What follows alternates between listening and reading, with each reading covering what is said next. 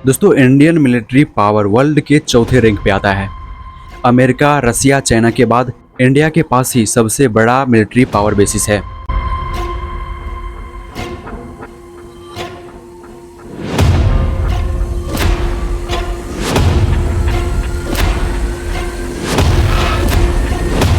India के पास 1.5 billion active soldiers है, जिसमें तीनों आता है। आर्मी, जो कि लैंड बॉर्डर को डिफेंड करता है।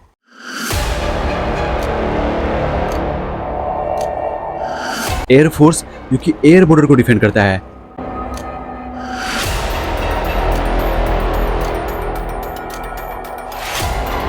और नेवी, जो कि सी बॉर्डर को डिफेंड करता है।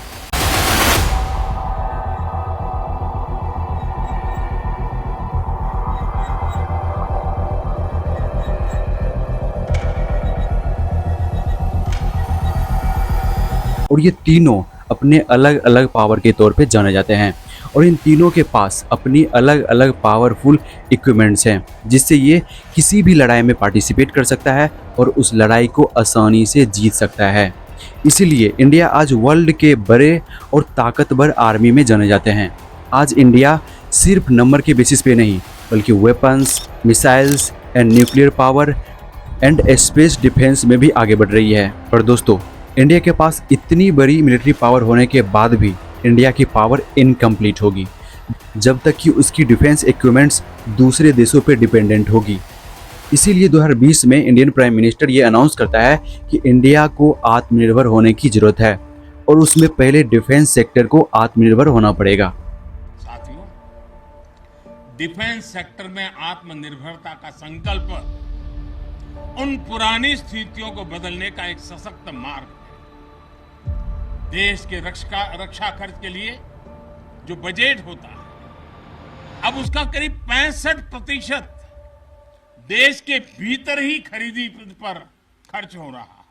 दोस्तों, किसी भी देश को पावरफुल बनने के लिए तीन चीज जरूरी होती है: military power, energy resources and good politics. ये तीनों कोर रीजन है जिसकी वजह से कोई भी देश पावरफुल बनता है। और आज इंडिया अपनी मिलिट्री पावर को इंडिपेंडेंट करने की ओर आगे बढ़ रहा है। तो चलो इस चीज को डिटेल्ड में समझते हैं कि इंडिया अपने मिलिट्री पावर को कैसे इंडिपेंडेंट करेगी, और इसके लिए उसके पास क्या क्या स्ट्रेटेजी है, और क्या इंडिया सच में 2029 तक में अपने इस टारगेट को अचीव कर पाएगा। इन सारे सवालों का एक्सप्लेनेशन जानेंगे इस एपिसोड में।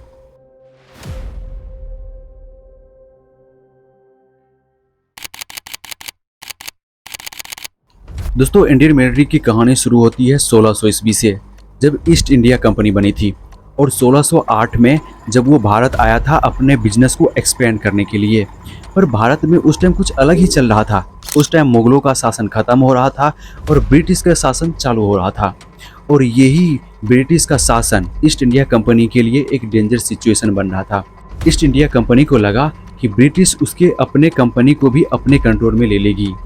इसीलिए उसने अपने मिलिट्री बेसिस बनाना चालू कर दिया, और अपने मिलिट्री बेसिस का नाम रखा सेफोय, और यहीं से इंडियन मिलिट्री का नींव रखी गई।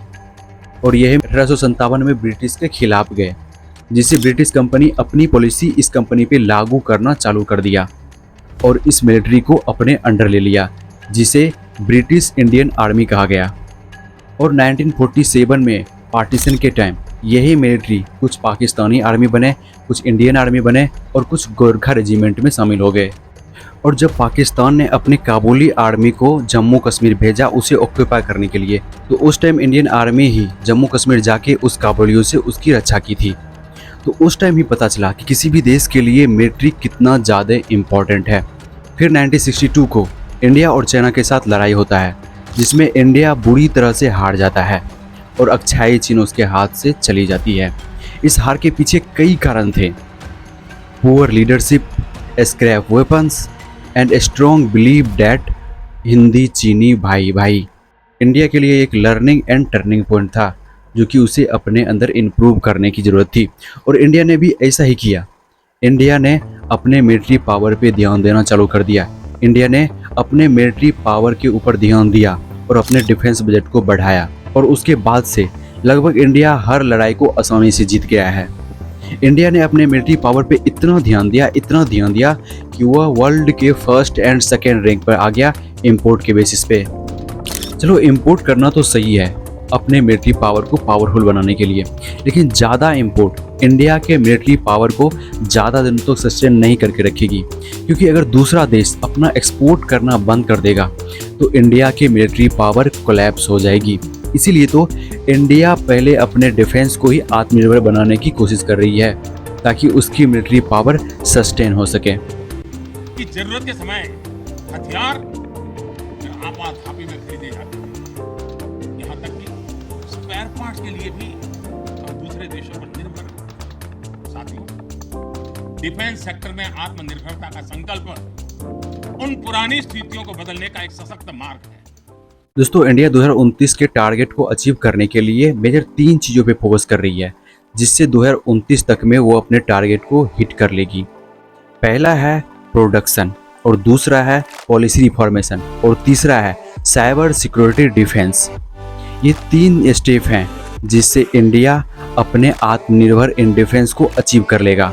तो चलिए इन तीनों को हम ब्रीफली समझते हैं कि किस तरह इंडिया 2029 तक में इस टारगेट को हिट कर लेगी।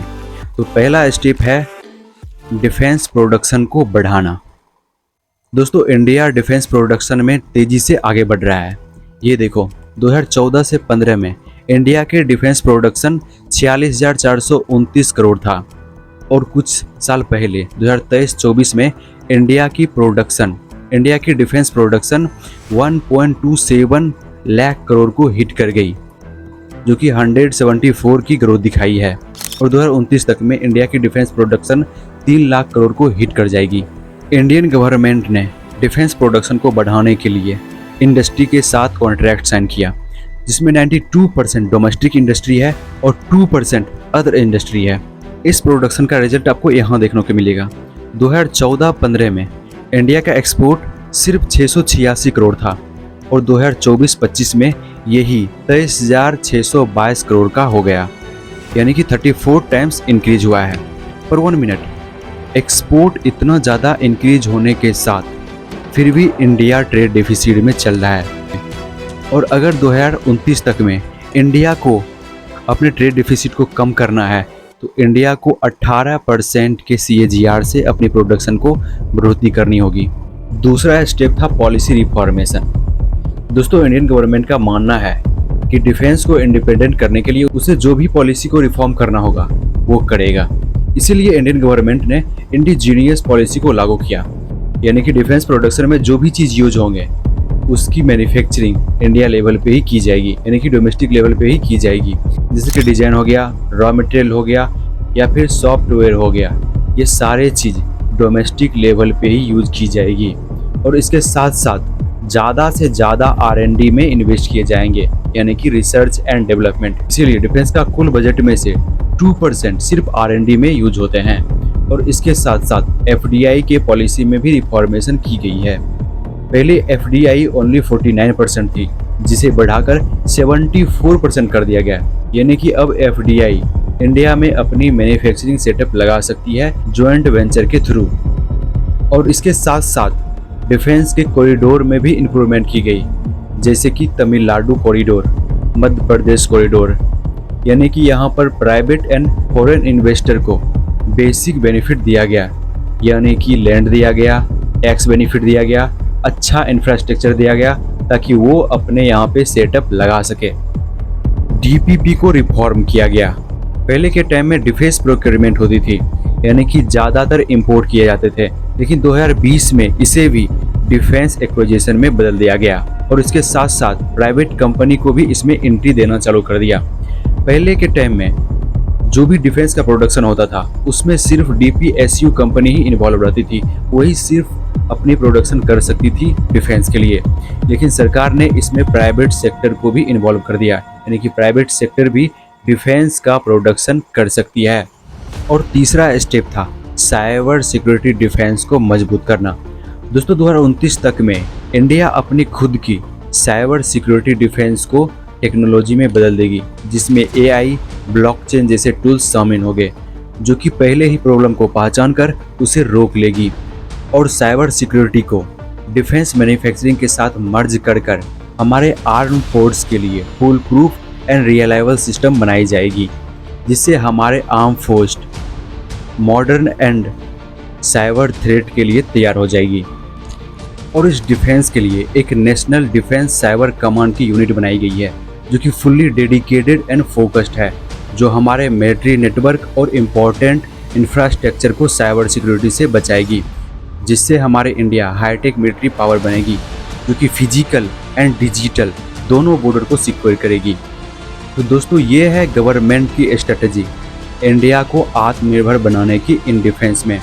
आई होप आप इसे अच्छे से समझ गए होंगे कि इंडिया आत्मनिर्भर कैसे बनेगी इन डिफेंस में। आज के लिए इतना ही, मिलते हैं नेक्स्ट वीडियो में किसी नए टॉपिक के साथ।